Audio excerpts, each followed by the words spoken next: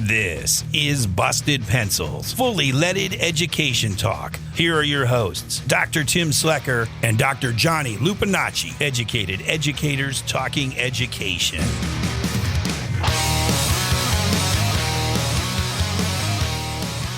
Yes, it is Busted Pencils, fully leaded education talk, educated educators talking education. Friday, first downs, Friday night lights. Johnny Lupinacci, what's happening, my friend? Heyo, you know what, man? It is full throttle fall. You know what that means? Well, I mean, the title of the segment is First Downs on Friday Nights, but this is what we live for, and falls of Fridays coming up, right? Because this is the beginning of the best part of football season, in my opinion. So we're getting into it today. Tim, we got a special guest. Let's just jump right into it, because if you're listening and you're wondering, well, what's happening this Friday night and for the next at least four Friday nights, what's happening? Get our guest up. We got a great guest. WXCO in Wausau, one of Civic Media stations, Chad Holmes, the play-by-play, sports, you name it, everything going on. Chad, welcome to Busted Pencils. How are you, our friend? Terrific. Great to be on the program. Well, we are absolutely excited to have you on here, because we say this segment here, you know, we started it from the standpoint of, well, with your colleague, Jimmy Kuska, the idea of talking about what goes on, particularly we say extracurriculars on this one too, fall, Friday nights, lots of sports, as Johnny's pointing out. Well, Friday night football, we know in Wisconsin, we actually know all over this country, Friday night lights, Friday night football is a huge deal when it comes to public schools. You've been seeing a lot going on out there in Wisconsin. We want to chat what's going on, what's happening, and then also kind of want to get to the whole idea of participation in fall sports, fall extracurriculars. I know particularly I'm kind of troubled by the fact, Chad, that you sent us in a note letting us know that actually some schools don't have enough students to make a football roster, so the old 11 is being cut down to like 8. We're going to get to that, not right away, but Chad, what's going on Friday night football in Wisconsin? Well, it is the night number one of the playoffs. We've had 9 weeks of regular season action, and in the state of Wisconsin, if you're a team that has a conference record of at least 500, you're automatically in. But also because of the issues with some teams moving from 11 to 8, we're seeing actually a lot more teams that go 3 and 4 in their conferences make the playoffs. In fact, roughly 90% of the teams that go 3 and 4 make the playoffs as well after going below 500 in the conference. So basically almost 75% of the teams now make it to the playoffs. And for football, it's a little different. Most of the other sports, and right now we have volleyball that's just getting underway with playoffs as well. Everybody gets in the playoffs, but football has always been a little bit different in terms of qualifying for the postseason. And we're seeing more teams actually make the playoffs. And that kind of leads to week one sometimes having a number of games that can be a little bit lopsided. And that's one of the issues for this week. Well, you're talking about that many people making it. I got to take the kind of jab for this. So what are you saying? So Friday night football, everybody gets a participation trophy? I wouldn't go that far. I think that, no, actually the teams that actually make it deep do earn it. But at the same time, I do think there's going to have to be a little bit of a reevaluation in terms of the number of divisions in high school football. We have 7 divisions right now, and 32 teams make the playoffs in each of the 7 divisions. With some of the teams leaving 11-player, going to 8-player perhaps, you have to think about maybe going to 6 divisions and thinking of the 8-player division as that 7th division. So I do think that there's going to have to be some reevaluation, but I think that something that's very rare when it comes to high school sports is it's very rare to cut down divisions once you've raised them up. I've been a bit of a voice in the wilderness over the last number of years. We've seen back in the day we would have 4 basketball divisions. Now we have 5 basketball divisions. We've gone to multiple divisions, added divisions in volleyball. We've had added divisions in softball. I don't think that's for the best in terms of the competition. I understand the idea of wanting some of the small schools to be able to compete at a certain level, but at the same time, when you get to a certain level of the postseason, you want those teams to put on a good show, to have the best teams out there.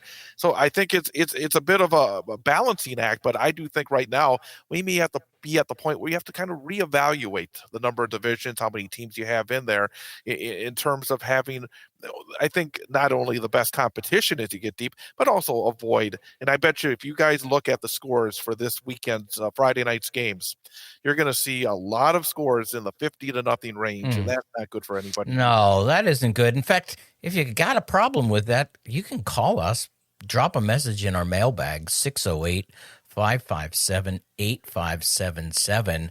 I got to imagine lots of people have thoughts about particularly Friday night football, what's going on, who makes the playoffs, who doesn't make the playoffs, all of those things. Yeah, I had to take a little opportunity there and go, wait a minute, everybody's in for participation. No. Johnny Lupinacci, what's going on with you on Friday Night Lights, though, man?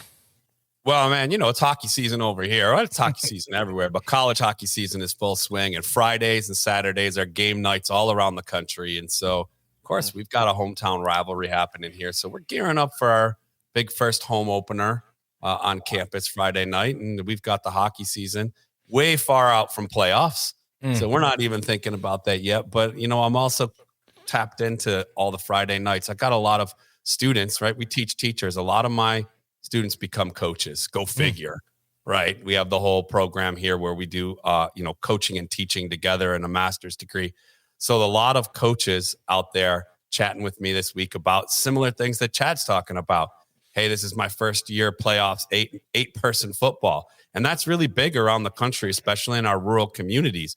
I'm learning more about it. Chad, for our listeners, can you give us a quick rundown of they might be like, what is this 8-person football thing that you're talking about?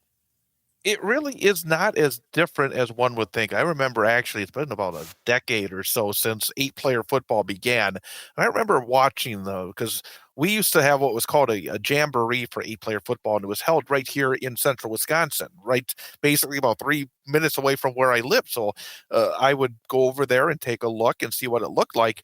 And back at the beginning, it used to be where you'd hand the fastest player the football, and he'd get to the corner and go all the way.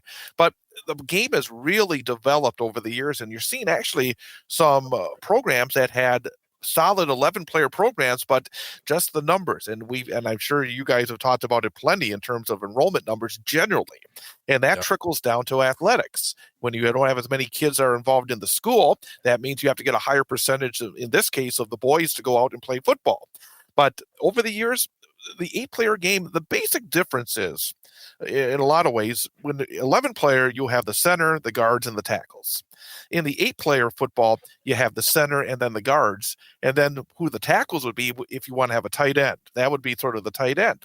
And so basically you lose 2 of the positions there, and then you decide, do you want to have a tight end and a couple of receivers or along those lines, and the receivers are basically down 1 or the backfield as well. But in the end, as you look at the games now, a lot of the same philosophy. I just think it's a lot harder to slow down. You see a lot of man-to-man defense, so the offenses, I think, have a bit of an advantage there. But also, again, I've noticed in terms of 8-player that you do have, I think, lesser injuries. I just think that having the space a little bit tighter, having fewer players on the field, and normally not as big of players, you do see some of the injury factor go down as well. So I actually have enjoyed watching 8-player football. In fact, I think if you look at this week, where 8-player has only 16 teams in the playoffs. So they actually run a week less. So they have their first round playoff games this week as well. I actually think they're going to have a lot more competitive football games on Friday night in the 8-player realm than in a lot of the 11-player realm, where I think some of the top teams are going to have an easier time against a lot of the lower seeded teams. Oh, I love it. Tim and our eyebrows are going up if you're following, if you go back and check this on the YouTube. But, Chad, we're going to be checking back in with you too about this, because 8-player football is unique. Yeah. A lot of our teachers out there who are also coaches are becoming, coaches of 8-player, big fans of it as well. So we're going to keep up with this, because I love that you're telling us there's going to be some good parity in those 16 teams.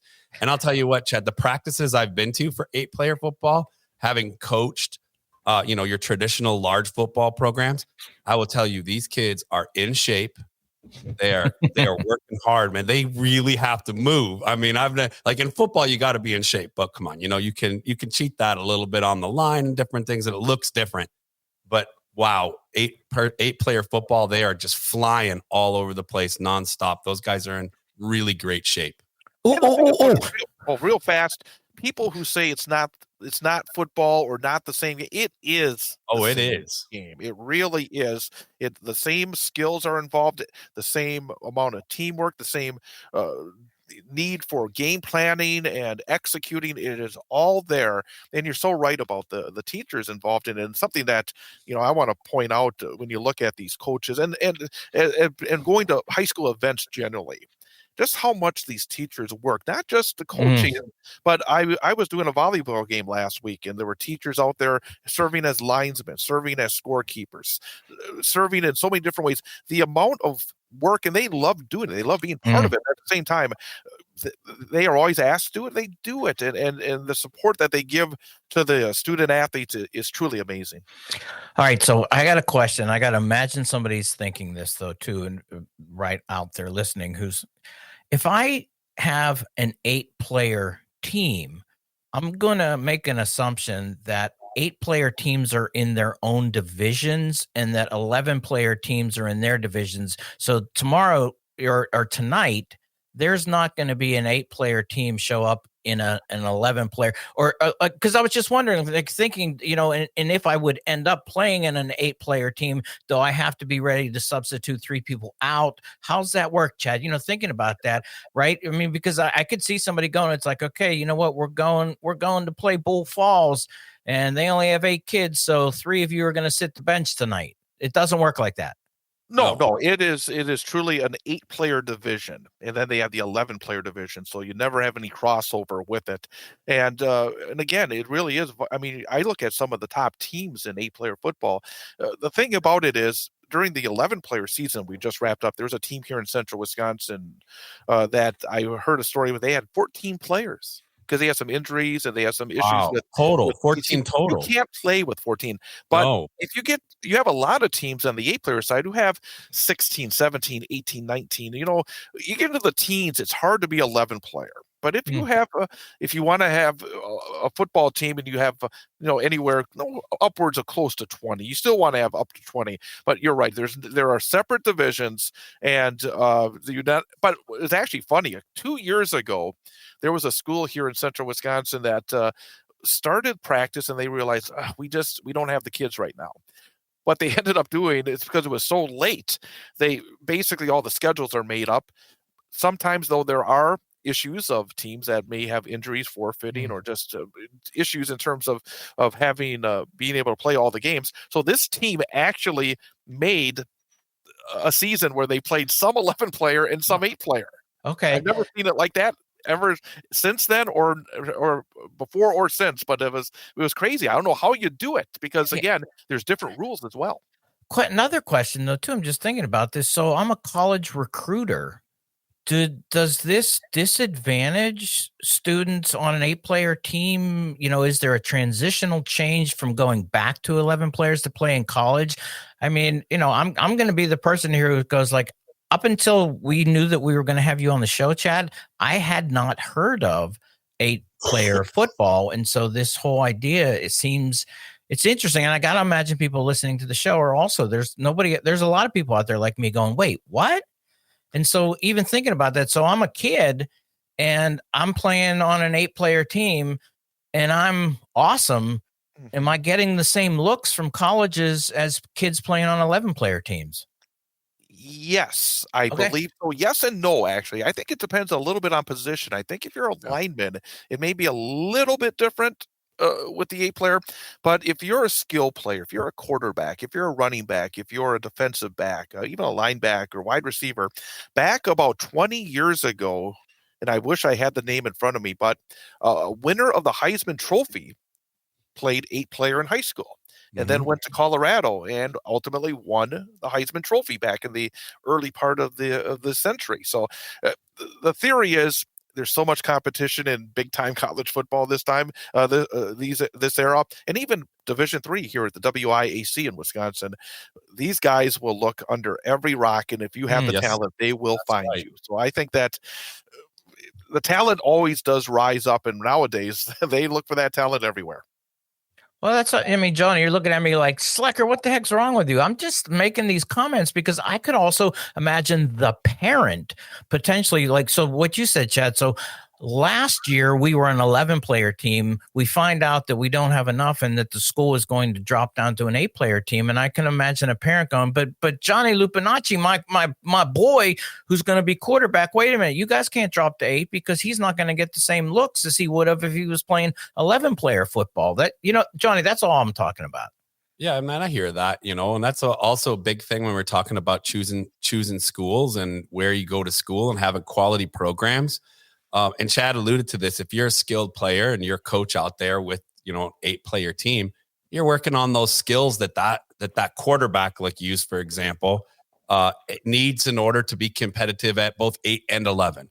There's a lot of things that recruiters and coaches at the college level are looking for that they can see in a young player who stays healthy, who has a high IQ in the sport, has good grades, and has really good coachability and discipline.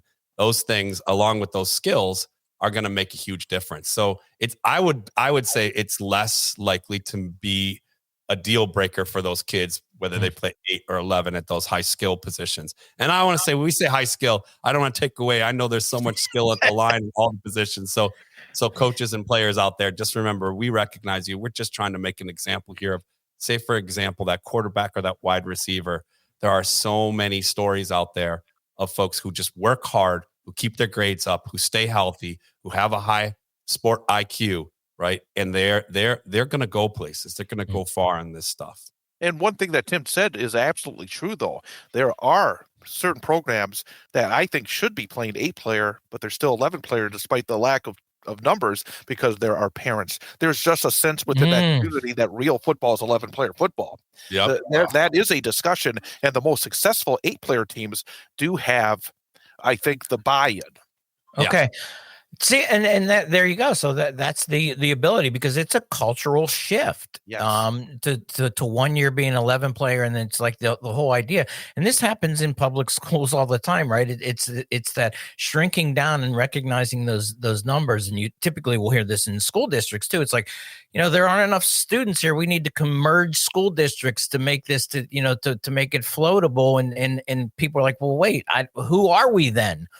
We're not who we used to be, so in Friday night football, we were an 11-player team. I could see parents and even kids and a culture of generations of people going, wait a minute, this changes who we are then to drop to an 8-player team.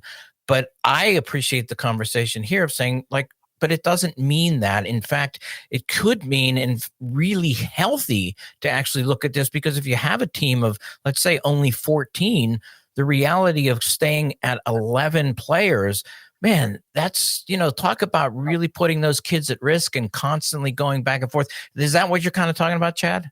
Yeah, and I mean, there's so many layers to it, and when you have few numbers, then you're forced to play two-way.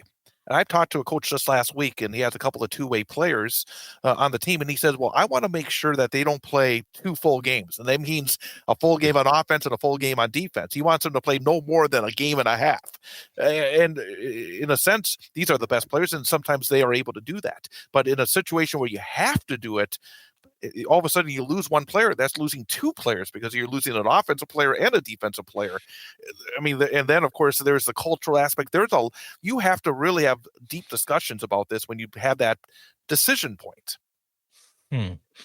Johnny, this is something you actually have familiarity with. I can tell that right there. And I'm kind of the person coming into this going, wow, this is something I just didn't know was actually happening. Yeah, absolutely. And mostly through the students that I've had that have become high school teachers and coaches and volunteered or refs out there and, around the country. And they write back and they say, hey, we got this really cool thing going on. Come check it out. And I've been able to check it out and see that, exactly like Chad said. Wow. When I first thought about it, I thought, oh no, what a devastating thing for those communities and those players.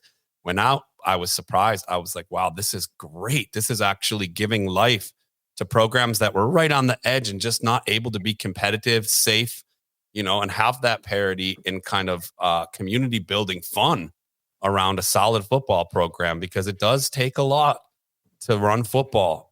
In the 8-player shift has enabled so many schools to reinvigorate and have high quality programs. Well, Chad, man, we had a whole lot we were going to talk about, but this session goes so fast. The segment, First Downs, Friday nights, Busted Pencils, fully leaded education talk, WXCO, Wausau's own Chad Holmes, Civic Media, bringing us a little bit of wisdom. In fact, especially for Tim, the idea 8-player football.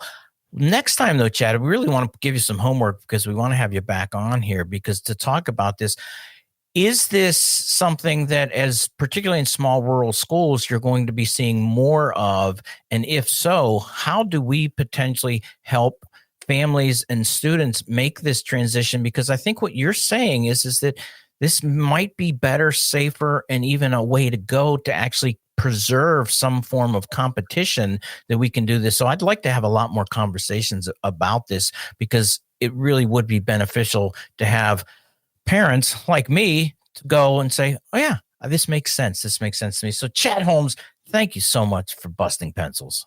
My pleasure. Look forward to being back. And now for your moment of Zen.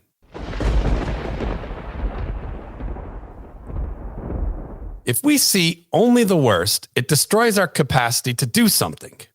If we remember those times and places, and there are so many, where people have behaved magnificently, this gives us the energy to act, and at least the possibility of sending this spinning top of a world in a different direction. Hey, don't forget to check out Homeroom on Monday morning and keep busting pencils with us.